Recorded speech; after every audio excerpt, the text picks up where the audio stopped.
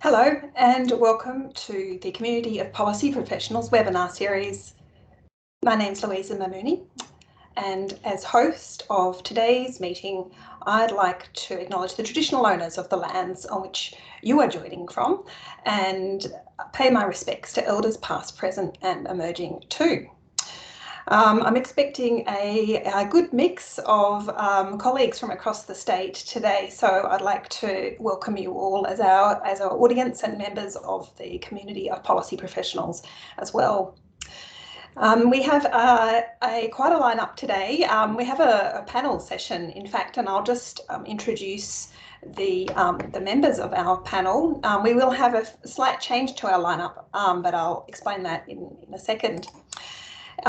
We will be joined later today in the session by Fiona Dewar. She just had an urgent meeting crop up that was COVID related, so I'm sure you'll all appreciate it when she is able to join us, at least for the Q&A session.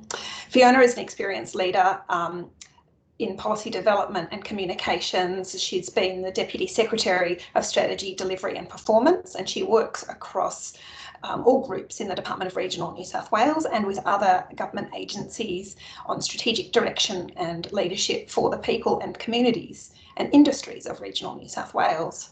She's worked previously in the arts and creative industries, agriculture, vocational education, natural resource management, regional development and Indigenous affairs. She was previously in an executive director role in the Department of Regional New South Wales, in the Office of Drought Response and the Department of Premier and Cabinet. She also has experience in engaging with Aboriginal and Torres Strait Islander communities, having spent 5 years working as a specialist in Indigenous affairs consulting. Fiona grew up on a wheat and beef cattle property in Moree and is really passionate about rural and regional issues. We're also going to be joined by Brendan Cook. He leads the strategy and policy team, the executive director in Regional New South Wales, and he is responsible for developing new proposals and strategies for the Deputy Premier and Minister for Regional New South Wales. He's worked on infrastructure programs, Snowy Hydro Legacy Fund and special activation precincts, and he grew up in sunny Sussex Inlet on the south coast. We are also going to be joined by Paull, who is the Deputy Director of Workforce Development in Regional New South Wales, based in the Illawarra. Eden has 8 years' experience in the New South Wales Government, primarily through Training Services New South Wales as a DLO and with the Deputy Premier's Office. And we will also have Ash Albury, who is Executive Director of Regional Delivery, and he works leading a team that develops strategies and actions that support social and economic outcomes for regional New South Wales. And he was previously the Director for Central West and Far West. He's worked on key programs recently, including regional housing and the Maranguka and Justice Reinvestment Initiative in Burke. So before I hand over to our panellists, this is we're talking about regional consultation or consultation with regional stakeholders today, and we did have a consultation focused webinar last year as well that was presented by FACS. So I encourage you to kind of check that one out too. But regional stakeholders are particularly important for the New South Wales Government, and I think it's because there are unique challenges in regional areas. Largely because the populations are a little bit smaller, which has a whole lot of flow-on consequences. The industries are more defined. We've got mining, we've got agriculture, a bit of tourism and some population-serving industries.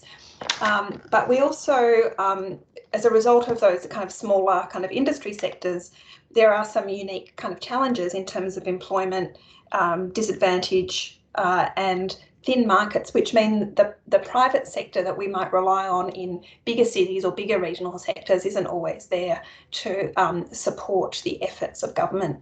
So in regional areas, government is really important and we really want to get it right in terms of a delivery and implementation perspective. And often our engagement with regional stakeholders is a lot about building trust in government and acknowledging the role of government and how government plays an important role in the lives of regional stakeholders. So with that kind of little introduction, I'd like to hand over, and I think we'll be hearing from Brendan first. I think you've also got a presentation to provide to everyone today. Hi, Louisa. Hi, everyone. Yes, I do. I'll just get the technology right and also work out how to turn on my camera. Okay, can everyone, or can maybe Louisa, can you see the presentation? Yes, I can. That looks good. Okay, great. Thank you. Thank you for the opportunity to talk to this group today. It may have been a last-minute shuffling of the panel order, but I'm really keen to chat to you nonetheless about something that I'm, an area that I'm really passionate about and really interested in, and hopefully it's a useful discussion for everyone today. So I'd just like to start by also acknowledging the traditional custodians of the lands we're all meeting on and pay my respects to elders past and present. Putting Aboriginal communities at the forefront of our thinking is really critical when we're talking about regional policy development and stakeholder engagement. So it's a good place to start for our chat today. Now, noting this is an online forum, and we're coming from all kinds of places across the state today, and probably also outside of the state. I'm keen to hear where people are dialing in from, where you're working from home. Now, someone is going to run a Teams poll.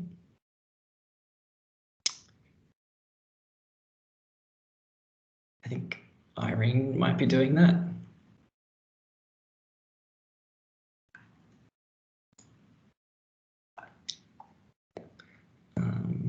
So we'll let people.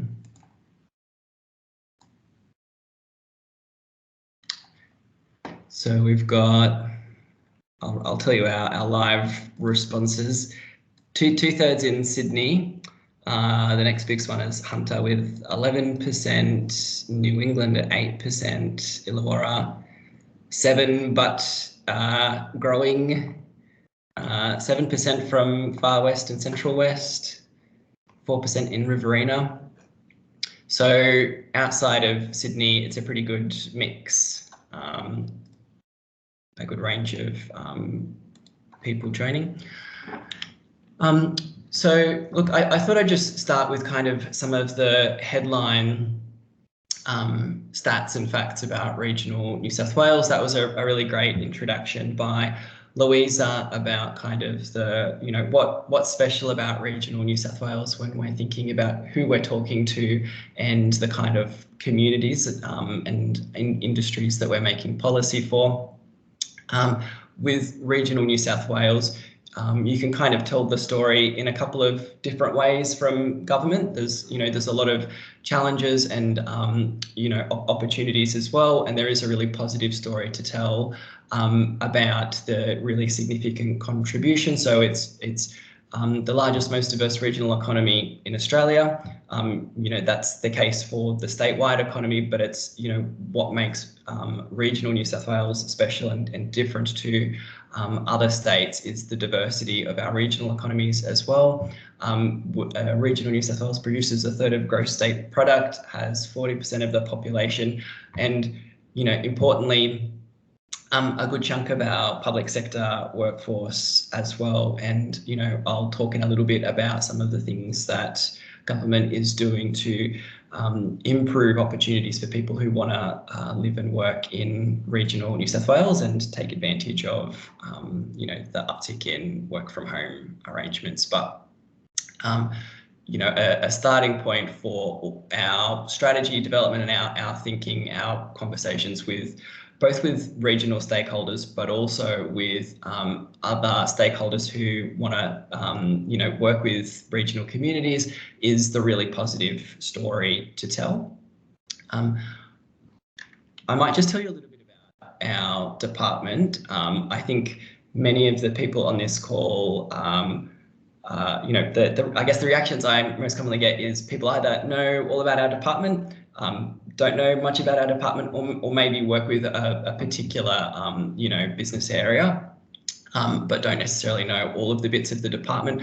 I'd probably preface this as well in a conversation about regional stakeholder engagement, is saying that our department doesn't own regional New South Wales, regional issues, regional stakeholders. Thinking about these things is kind of everybody's job in the New South Wales public sector. And we also know that the kind of knowledge of what's happening in regional communities, we don't have any special ownership of that. We certainly, through the networks that we've got in our department, have great insights, but most departments in the New South Wales government have their own established ways of working with regional communities as well, and great social capital and social infrastructure in those communities. So our department's role, we were created early last year as a central agency for regional New South Wales. There's a few key bits to our department that are delivery focused as well. So we've got Department of Primary Industries, Local Land Services, Mining Exploration and Geoscience, Public Works Advisory, as well as a really strong focus on regional networks in every community across the state, and a big focus on regional infrastructure as well. So our department's role is kind of touches on all of those things, but also working with every other government agency and regional stakeholders, and particularly councils, around making regional communities great places to live, work, play, invest and thrive, and probably a few other verbs as well. So that's probably, if you've worked with our department, it's probably in that kind of space. The context for the department being created was really in 2020, when there was kind of the cumulative impacts of bushfires, floods, drought, the early stages of the COVID-19 pandemic, and government really wanting a kind of concentrated and focused effort on coordinating the response to recovery in all of those spaces, while leveraging the very significant investment and effort that's been put in place over the last years. So I'll tell you a little bit about my patch in the department. I work with Fiona, Dewar and a few others in the strategy, delivery and performance division. Our remit is really everything kind of policy, analytics, developing new ideas. Actually, I think the spiel that Louisa gave at the start is really is probably a great way of summarising our kind of thinking, as well as to apply that regional thinking to new policy development, whether it originates in our cluster, so in the regional New South Wales portfolio for the Deputy Premier, or whether it's working with other agencies on initiatives that they're leading. It's some of those things that are specific to regional New South Wales, whether it's about incorporating how do you address thin markets in service delivery or in the private sector. How do you apply place-based approaches, whether that's to service delivery, land use planning or infrastructure. And also, how do you bring communities along with you in developing new policy? So that's kind of the framework that we apply in our role in Department of Regional New South Wales, as well as a really strong analytics function to provide kind of that rigorous evidence base for the new proposals. We're kind of the core of the central agency function for the department as well. So a lot of other government agencies will often work with us in working with the broader department. Some of our focus areas at the moment is particularly livability and wellbeing in regional New South Wales. So how can we build on the kind of economic and investment and infrastructure record that the government's got in regional New South Wales to expand into some of the other areas. So whether that's around service delivery and kind of social policy sort of outcomes, building on the great work that other agencies are currently achieving. How can we tell that story about how there's both livability and great things happening in the economic development space? We're working with a number of agencies around key worker attraction and employment growth. So both private sector, for example, to support infrastructure projects and some of the key growth areas, such as the special activation precincts, as well as thinking about key workers for essential services where challenges in attracting those people to the regions has flow-on effects for some of the social outcomes that we're really keen to see improve and match other parts of the state. So they're kind of come about some of our key focus areas at the moment. Why is working with regional stakeholders important? I think I'd probably go back to my point about our department doesn't own this space. We're not the only people who have got a record in working with regional stakeholders, but ultimately, in my experience and in my colleagues' experience, you work with the people who are affected by government policy. If you want to come up with great ideas and ideas that are actually going to work. I've talked a bit about that. The approach to policy development that might work in metropolitan areas or in other jurisdictions doesn't necessarily fit in regional communities. You've got to think about the specific circumstances of every community, take a regional place-based approach where possible. And that's what you really get out of working with regional stakeholders. And in a moment, Ash, Albury and Eden Paull will talk to specific case studies and examples that they have been working on in our department with regional stakeholders.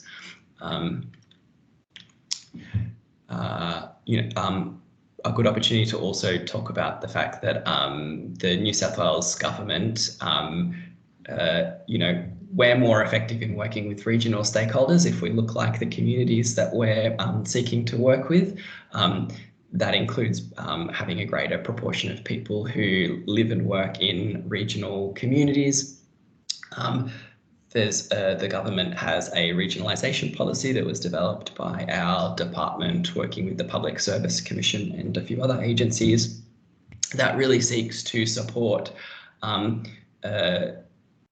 business units and departments in decentralising jobs into the regions.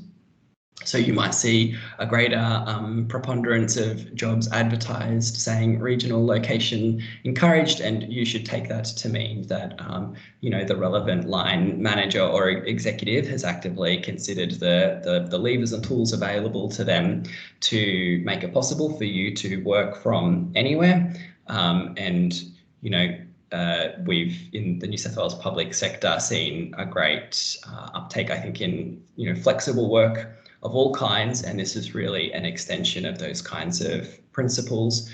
The New South Wales public sector has got a pretty good record in having a large proportion of our workforce based in regional communities, but there's an opportunity presented by our current context with COVID and working from home to extend that even more. There's kind of an opportunity in the challenge that we've all got at the moment. Alongside that, of course, there's a whole of government priorities around broader representation of women, LGBTI, Aboriginal people, and people with disabilities, This is all really about the same outcome, which is developing a public sector workforce that looks like the people that we serve. So I might just introduce Ash Albury now, who is an executive director at the Department of Regional New South Wales. And he was previously one of our regional directors, so has some really extensive background and great insights into working with our stakeholders, particularly in the Central West. And that's kind of the background that he's bringing into the work group that he and I now work in at the department. So I might just hand over to Ash. Yeah, thanks, Brendan. It'd be good if I could get the slide. Oh, I am on that slide. Firstly, I'd also like to acknowledge the traditional custodians of the lands in which we meet today and pay my respects to elders past, present and future. Today I'm sitting in my son's room in Dubbo, so we're on Wiradjuri land, and I'm proud to say that I've worked extensively with Aboriginal communities across my region in the past. So I'll talk to you from two perspectives. I'll talk from the regional development, some of the place-based work that we've done in that space, and then I'll touch a little bit on the housing issues that we're dealing with across the state and how we're looking at really trying to address that issue from a place-based perspective. So first thing I'll say is that the regional network is 8 regions, and as you can see on the map there, we've got New England Northwest, the North Coast, Hunter Central Coast, Illawarra, Southeast, Riverina Murray, and my old patch, which was Central West, Arana and Far West, which basically ran from Lithgow to Broken Hill, and from Wentworth in the south, which is near Majura, all the way up to places like Walgett and Tibooburra and all those places on the thing. It was about 42,000 square kilometres, and I think it covered about 42% of the state or some ridiculous number. And it has a number of offices out throughout that region, which really forms part of the regional network that we have out there. And that regional network is really important when we're trying to work closely with community, closely with local government, closely with Aboriginal communities, and generally closely with the not-for-profit sector and the like. It's really important.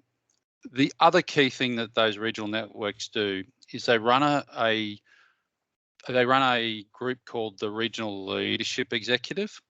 Now, the regional leadership executive is essentially all the key agencies that have their, the leaders in their key agencies across those particular regions that I've talked about. Those groups actually sort of work out a plan of what we call a statement of intent, which really sets the framework for what those groups are going to do, or sets the priorities for the government from a regional perspective on what those agencies are going to work together with across agencies. So, for instance, it might be a piece of work around I don't know, employment of youth. It might be a piece of work around better investments in ensuring that the special activation precincts that are in place, we're leveraging those opportunities. So working with all the different agencies and looking at it from a regional perspective, not your agency perspective. It's a really interesting concept, and it's really kind of sets the framework out there. They're seen as very important in the regions, and unfortunately they're not well known in government generally, outside of the people that work in those structures, but they really provide a great deal of intel and a great deal of access to information, but also delivering really key things. And it's a really important part. Could we go to the next slide, please? So I'd just like to talk a little bit about place-based approaches, and I've got a number of little photos there that sort of talk about some of the work that we've done, that I did in particular out there while I was the director. The first one I would like to talk to is about the Cobar Mining Skills Hub. What the Cobar Mining Skills Hub is the lady there in between the Premier and Minister Marshall. It was a lady called, how could I forget Lillian Brady's name? It was Lillian Brady. She died earlier this year. Lillian's dream was that if you look at Cobar, huge mining sector, lots of opportunity. What essentially has happened there is no one that lives locally, that grows up in the schools, works in the mines. They don't access opportunities. They don't work in the mines. They generally go away for employment, or they do other things within that town. What Lillian wanted to do was get as many students into that group as possible and actually take an opportunity for those kids to get a way of, of becoming getting jobs in the mining sector. So what essentially happened was, as Lillian and ourselves, we pulled together the schools, we pulled together the mining companies, we pulled together all the mining companies and everyone else, and we sat around and we actually put in a program called the Mining Skills Hub. It was aimed at years 11 and 12. It still goes. Really the worst of the worst in those schools. So we went from attendance rates of kids going from about 20% up to 100% for this particular program. And equally, those kids also were attending school more frequently. What that meant is that through that program, we've got four or five kids have apprenticeships now and have traineeships. They did a certificate 2 in resource construction, 1 day a week over about 14 weeks.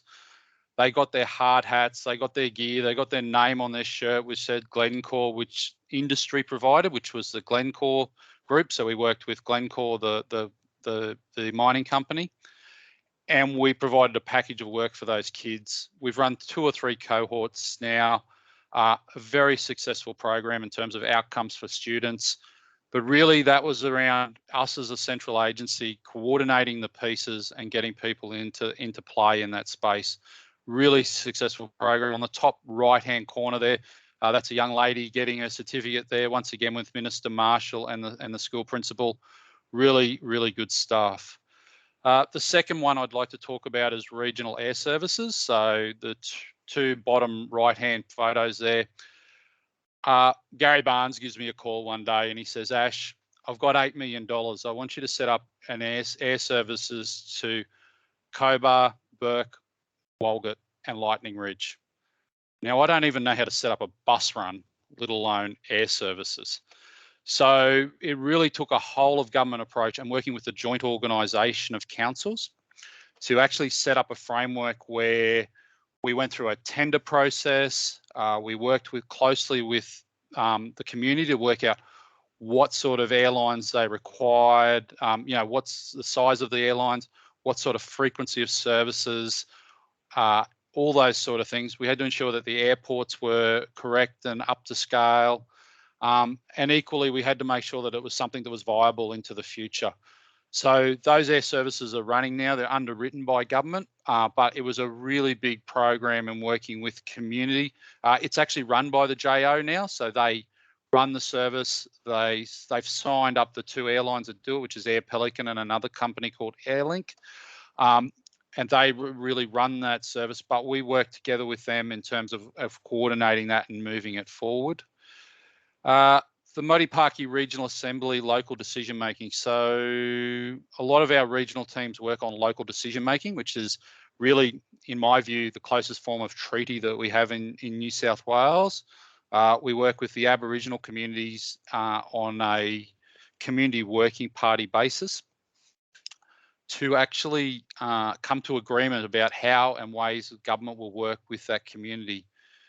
The Murray-Darling Regional Assembly local decision making accord Mark II, which was a housing accord, we had $15 million from the PARI funding, which was basically a buyout from the feds for remote area housing. We negotiated an agreement there where we've set up a auspicing body called RALA. Mick Gooder is the chair, or was the chair until recently.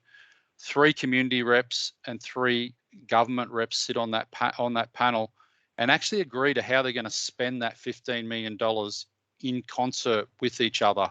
So it's not about government telling them how we're going to spend the money. It's about setting up a strategic plan, a strategic framework, and then agreeing together around how we're going to fund the program. And that has been a really successful piece of LDM, and it's just one piece of work of LDM that goes on across the whole state. And the final one is that I'd like to talk quickly about is Marinuka Justice Reinvestment, which is a program in Burke. Very important program in terms of working with the Aboriginal community there and the Burke Tribal Council around how we can actually deal with the key goals that they have set. So they've set 3 particular cohorts they want to work in Burke. One is the early childhood. One is youth, so from about, I don't know, 8 to 15, 8 to 18. And then the other one is the role of men in that community. And we work with the community to make sure we have wraparound services that work locally to actually drive those outcomes. Things like early morning check-ins, where every agency sits in the room and has a discussion around if there's a person that's in trouble, actually sitting around and working out what agency they can wrap around that, what services they can provide. It's a very important program. One of the cornerstone pieces of that program, and it's probably the last photo there, which is next to the kids getting their certificates there, we've set up a cultural competency program there, and it's a Burke specific program, and it's run by the NEMBAR people through the Burke's Tribal Council. And what essentially that program is doing is every agency that works in that community person needs to do that course. And the idea is that they get an understanding of how to work with Aboriginal communities, with the Aboriginal community in Burke. We've also signed an agreement which is outside of LDM, which is 8 principles. And those 8 principles are how government agencies will let and operate contracts in that community. And we're currently trying to get that up through Secretary's Board to get signed off. And that's a really important piece of work. That work has been, KPMG have done a study on that work, and they estimate that in the last 2 to 3 years, over $5 million has been saved in the service system in Burke, just through the way that we've redone the way we've done business and the way that we've worked with that community. And before I bore you anymore, I'll just move on to the one last slide, and we'll have a quick chat about that. Regional housing, which is now my new baby. For those of you who don't know, there's a major housing issue in regional New South Wales. I'll try not to call it a crisis. I've been told not to call it a crisis, but effectively, there is not a place in regional New South Wales that isn't affected by this issue of regional housing supply and ability around affordability and the like. So in that space, we've been tasked with two or three things. One is to ensure that wherever we've made a massive economic investment, that we have the houses for the workers that are coming, so in the SAPs. The other piece is around key worker housing, so ensuring that for frontline services, we have houses. And when you think about it, we have teachers out there at the moment that are couch surfing. We have a whole range of host of issues around key worker housing. And then it's to provide advice in the government around, the issues of housing in a regional perspective. What we're planning to do there is work with local government and work with agencies to actually do what we're going to call housing delivery plans on a couple of the key places, particularly around the SAPs, and we're going to pilot those. And what they're about is it's not necessarily about, the strategy work that goes behind it, that the planning does, and they do a fantastic job around the amount of houses needed, what that is. It's really about what we need to do to switch those houses on. So do we need to go to do we need a piece of enabling infrastructure? Is there an issue with having the right amount of work, the builders, the trades, or getting access to building materials, which is an incredible problem at the moment? So that's one piece of work we're going to do. At a higher level, on terms of key worker housing, we're working closely with agencies that deliver key worker housing, and we're trying a number of place-based approaches and pilots across the state to actually see what can work and what doesn't work, to try new approaches in what we're doing there. And that's another piece of work we're doing. But so that kind of wraps it up, Louisa. But one last thing I'd say, in this role, you really live and die by your stakeholder engagement. And if you don't get that setting right, you will fail. And if you don't bring communities along with what you're trying to do, it will fail. So I'll move on. We'll come back to that topic in the discussion as well, but let's hear quickly now from Eden. Paull, would you like to come on? Thank you, and good afternoon, everyone. So I'll just give a quick introduction. My name is Paull and I work for the Department of Regional New South Wales as Deputy Director of Workforce Development with a statewide focus. I have 8 years of experience working within the vocational education and training sector, primarily with Training Services New South Wales. And one of the more high-profile projects that I worked on there was the Infrastructure Skills Legacy Program led by Gail Silman, where the team piloted minimum skills training and diversity targets on major New South Wales government infrastructure projects across the state. It was trialled on over 20 pilot projects. The team worked with industry and state government. We monitored to see if the targets were achievable and monitored on how industry responded to those targets. And it's a huge success. All of the targets were overachieved within that 4-year period, and it was since made mandatory in July 2020. And now any major New South Wales government infrastructure project does need to meet those minimum skills training and diversity targets. So that was one of the great projects I got to work on within Training Services New South Wales. But moving across to regional development, one of the biggest issues that we're experiencing is obviously statewide skills shortages. We know there's skill shortages across almost any occupation you can think of. So trades, engineers, health professionals, teachers, managers, supervisors, advanced manufacturing. There's just skill shortages right across the state. There's infrastructure investment and recovery efforts happening across the state. State infrastructure investment alone is over $107 billion. And what we're seeing out in community and out in our regional areas is that employers are competing for that same labour pool. They're competing for those skilled workforce. And when we set up and we invest major infrastructure out in those regions, those local employers are losing their workforce, and we need to try and look at targeted interventions to support those employers and to support the new development happening as well. So what is regional development doing? Regional development is working to address this issue through their key partnerships. So regional development has excellent partnerships with local, state and federal government, and they have great working relationships with industry and community as well. They leverage off grant programs and other initiatives to boost jobs and skills as well. But my role, supported by my director, Anthony Boddy, is identifying a strategic approach, which is the workforce development framework. And that brings us to the next slide. So the framework here, we've got our regional development strategic plan, which has the 2 key pillars there, so economic development and community wellbeing. Before we developed the framework, what we did was work with our regional teams. So we've got 7 regional teams right across the state, and each regional team developed their action plan, which had tailored and specific regional actions for their region. Using the expertise within the regional teams and their connections with industry and community, this informed the development of the framework. The 7 regional teams, my director and I all got together and we workshopped the statewide strategies needed to address the regional workforce development issues. We workshopped best practice solutions. We consulted with local, state and federal government on opportunities to address skill shortages. And the regional teams shared information coming from employers and industry to narrow down the top 14 strategies for statewide delivery.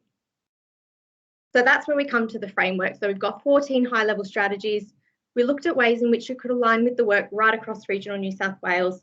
And it was also important that the document is to be used as a live document as well. So I just want to touch on some of those strategies that we had within the framework as well. So one of the strategies was looking at building capacity and capability for local employers. So looking at tailored solutions, trialling new initiatives and scaling up successful regional projects statewide.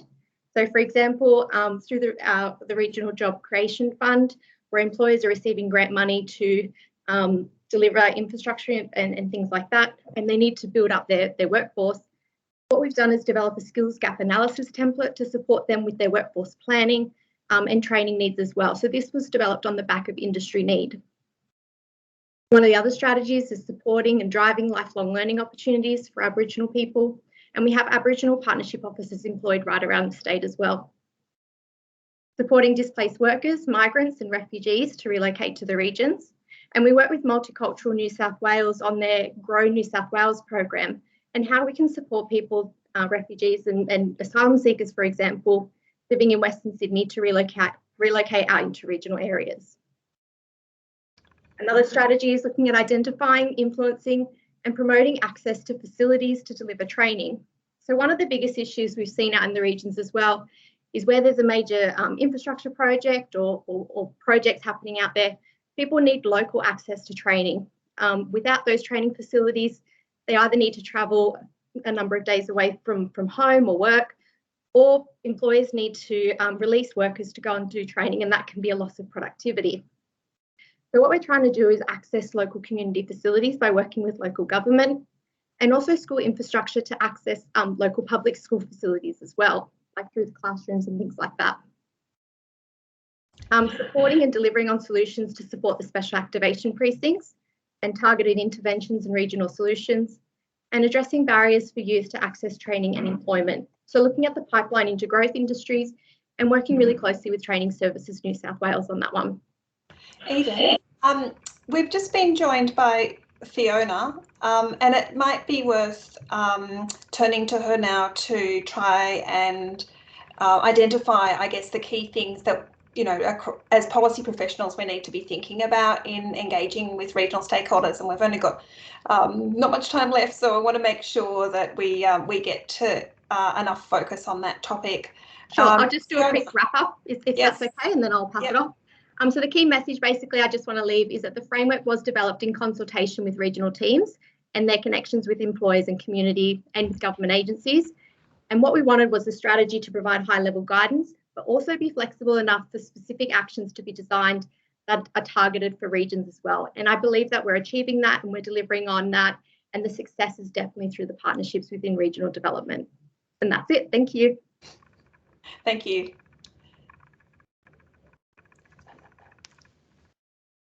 Oh, is that over to me? Yes, just start talking. Look, thanks everybody, and I really apologise that I'm late, but I suspect that not only excellent presentations like Eden's, which I caught the tail end of, but my learned colleagues Ash and Brendan have entertained and enlightened you. Look, just a little bit about me, and then we can throw it open to questions, and I'm happy to take those. So my name's Fiona Dewar. I am the Deputy Secretary Strategy, Delivery and Performance in the Department of Regional New South Wales. I am lucky enough to work with the people that you have heard from today, and previously worked with the regional development team that Eden is a part of, and I suspect there's a couple of other people on the call. Look, a little bit about me. My background, I grew up in Moree in northwest New South Wales. I wanted to be a farmer, and so I went off to Orange Ag College for a bit, but I got stuck on the microeconomics component, so I ditched that and went over to Bathurst to Charles Sturt University and studied public relations and communications. My entire career, if I look back at it, has been pretty much consumed by working with rural and regional communities in some shape or form, and it wasn't until a few years ago when I had the opportunity to kind of take stock and reflect about what was important to me professionally that I really found the deep kind of drive and passion for doing what I do. And that is because I have a fundamental belief that everybody across New South Wales has the right to have opportunity to access services by government, and just because you live in Balranald or Broken Hill or Bondi, you still get the same access to government and the same attention from government, and you should have that. I think from my perspective, there are rich opportunities for policy problems in the regions that have probably been overlooked in recent years because metro-driven policy issues are sexier, they deal with greater swathes of the population. But I like to think that particularly with the formation of the Department of Regional New South Wales and making sure that regional voices are heard and considered in policy formulation and development, that we have a much stronger opportunity to do that now. I also really applaud the recent decision by the government to open up more opportunities for public sector roles and public sector development in the regions. It only contributes to the diversity of thought and the diversity of and that opportunity to collaborate and contest policy ideas when you have people from a diverse range of backgrounds. So opening up jobs in the public service to more people across regional New South Wales will help us contribute to that. There's probably a whole stack of other things, but you've heard people talk at you for 45 minutes. And so, Louisa, I'm really happy to open it up to questions and we can take it from there. Great. We will have some questions on audience members. Brendan, do you want to pop your slide down so that we can see people better? I'm just allowing the camera to come on for everyone, and the mic as well. Simon, I think you're first with your question. Would you like to ask away? G'day, I'm from Department of Education and Training. Everybody, all the presenters today have talked about the importance of consultation. I totally get that, but where do you get started? Like, who do you contact first? And what tips are there for consultation in a regional environment? Look, thanks, Simon. You're right. Identifying the right person or the right entry point into any community is critical, right? So those of you that have worked with Aboriginal and Torres Strait Islander communities will know that there are key markers in Aboriginal communities like community working parties, Aboriginal medical services, arts and cultural centres are actually hold positions of leadership as well by nature of the people that they attract. So it's really important to identify those community leaders and those entry points. Generally for us in Department of Regional New South Wales, we like to engage very closely with local councils, both the elected members, but also the public servants. Then, depending on what style of information you're seeking to elicit, you know, for education and training, if we talk about skills, say the work that Eden is doing, there are chambers of commerce, there are business groups. If we look at organisations like the Country Women's Association, they are very political now, and they will advocate on a whole range of issues that you may not expect, like gas. They'll also advocate particularly strongly around things like the MICE rebate for households and small businesses. So there's lots of different entry points, as there is for every community, but it's about considering what is your message, who do you need to get to, and therefore who might be the people that best represent those views, or at least give you an entree. As with anyone, you're looking for your people with leadership and clout in local communities. Thank you. Ash, did you want to add to that? Yeah, and I know we're in COVID time, Simon, but one of the key things is get out there on the ground. You've got to meet people face to face in the regions. That's the biggest lesson you can have. So I know it's hard at the moment, but where you get that opportunity, you need to take it, because it's kind of like they expect that respect to have that opportunity to talk to you face to face. Diane, would you like to come on and ask your question? It's very relevant. Yes, I was wanting to know how if you're dealing with Aboriginal communities and engagement in the regions, how have you adapted your face-to-face engagement with the advent of COVID so that we can learn some lessons from that? Thank you. Thanks, Diane, and that's a really interesting question. So in terms of, Deep High Water has had to do a lot of adjustment to the way that they've engaged with communities around their regional water strategies over the last 12 to 18 months, and they've had to adapt quite a lot. From one respect, we've been relatively lucky in the regions in that there have been lesser restrictions, so there has been a quicker uptake back into face-to-face community consultation, and some of the work prior to the current outbreak has been able to be conducted face-to-face. for deep high water, I do know that they had to delay a lot of their consultation just by virtue of the value of sitting down across the table from someone can't really be replaced. You can make entrees to communities like this, but you also exclude a lot of people in communities if you only do things online. So our regional development team in particular has had to adapt significantly to COVID restrictions. But again, they've been fortunate in that those restrictions have been eased much more quickly than in other parts of the state.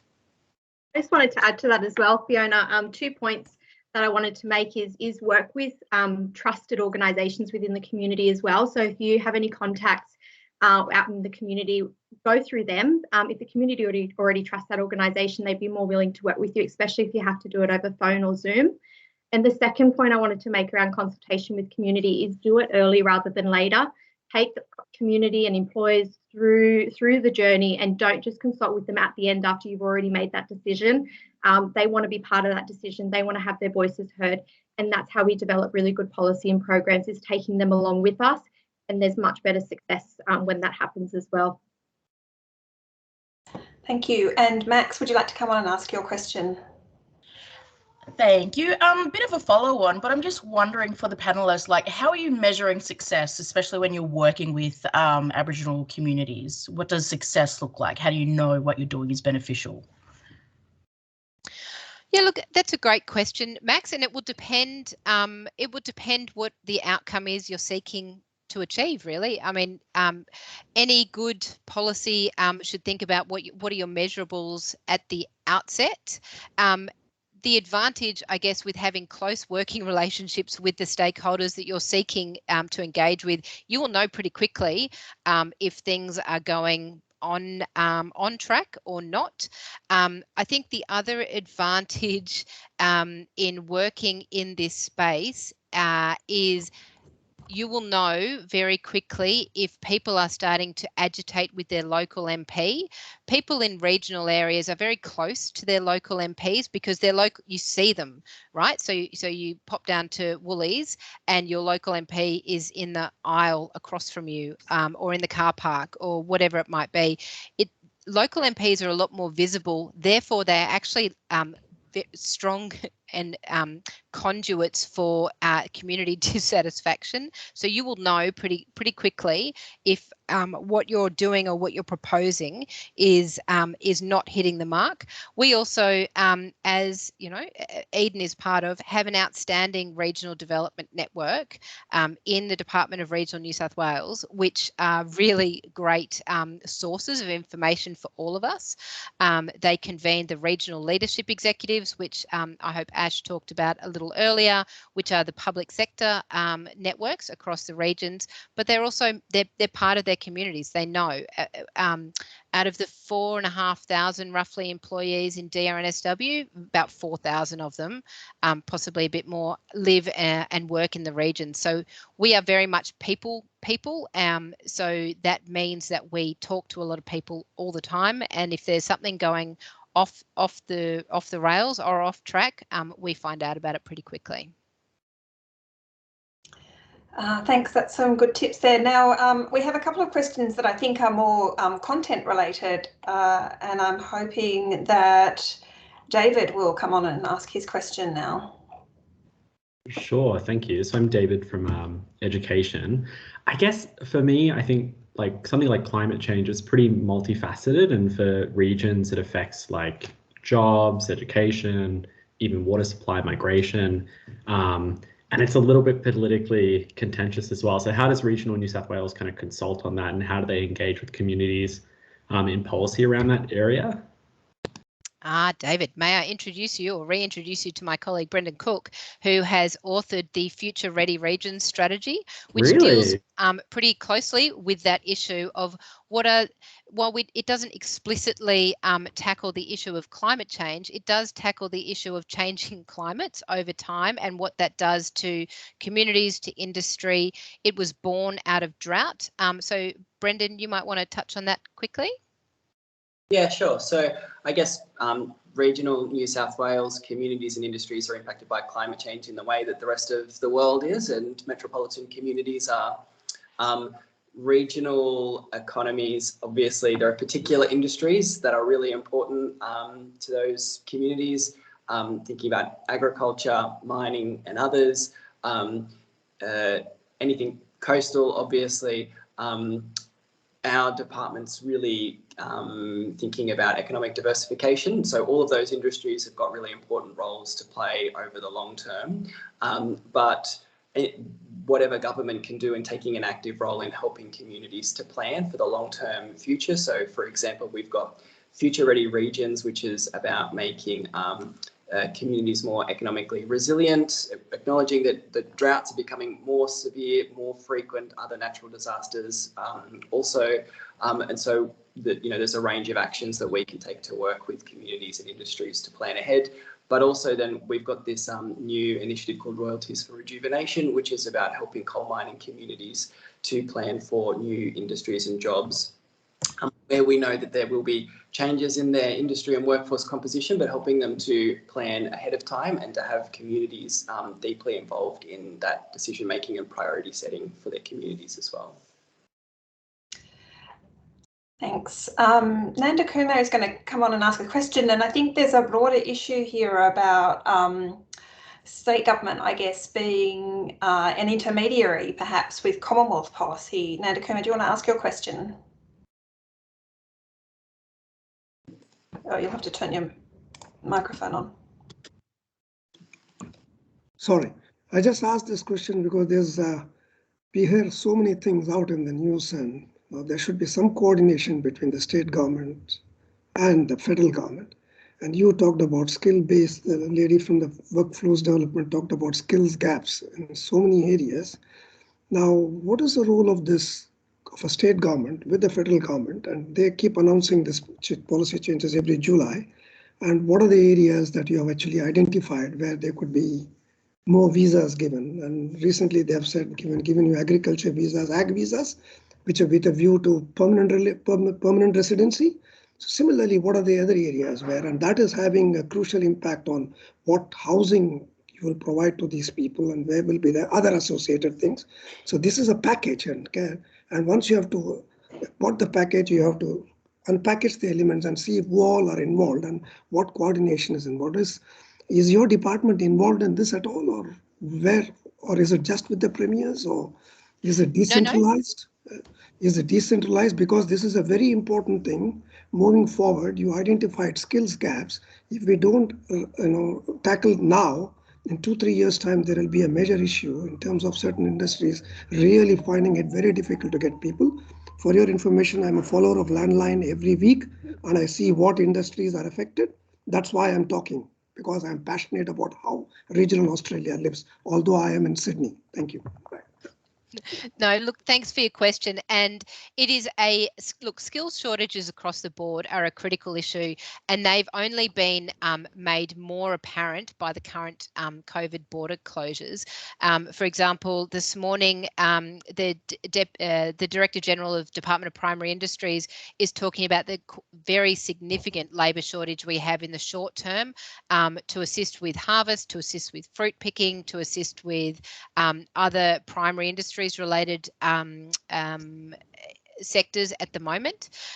We are deeply involved in the work that is being led across state government about labour shortages in the medium to longer term. So we look at what are the critical industries for regional New South Wales in the medium term, what are the longer term, what are the skills we need to do that. Eden's obviously given you a great snapshot of the work that is underway in the immediate term, but we are also engaged with our federal colleagues, but also other jurisdictions about how do we tackle some of these issues on a national basis. So we support the Deputy Premier in the rural and regional subcommittee of National Cabinet. Skills shortages is always a conversation at that forum, as well as more specific skills shortages in areas like local government. So skills shortages are multiple across the board. It's about how do we identify which are the bits that we can shift and change. Thank you very much. And it is right on 3 o'clock, so I'd just like to acknowledge all of our panellists today, and from Fiona, Eden, Brendan and Ash, and thank you to the people behind the scenes who supported this, including Oscar and your teams. Thank you also to our audience for your interest and enthusiasm in policy. Can I just chuck in a really quick book plug? And in preparing for the speech that I didn't give today, there is a book called Rusted Off, which was written by a woman called Gabrielle Chan. She lives down south, Murray-Bateman, I think. She's a former journo who married a farmer. She worked in the press gallery in Canberra, but she's written this really interesting book. It came out about 2018 about why regional Australians are turning off from mainstream politics and how mainstream government has seemingly forgotten about regional Australia and what needs to happen. It's kind of a Australian version of the Trumpian era flyover states narrative, but it's really it's a really valuable touchstone for me in how I continue to think about what is going on in the regions and how we make government relevant to the 30% of people who live outside Newcastle, Sydney, Wollongong. Yeah, and that's something we definitely need to think about. We'll have to invite you back for the speech you didn't give, Fiona. As I'm sure you will all be looking for that in your, not in your local bookshop, but online. I hope that you can join us next time for the next policy webinar hosted by the Community of Policy Professionals. We'll have Michael Coutts-Trotter joining us shortly to talk about social and economic disadvantage and how to break the cycle there. So I hope you're able to join us for that one. Look out for the notification coming to your mailbox soon. Thanks, everyone. Have a good afternoon. Thanks. Bye.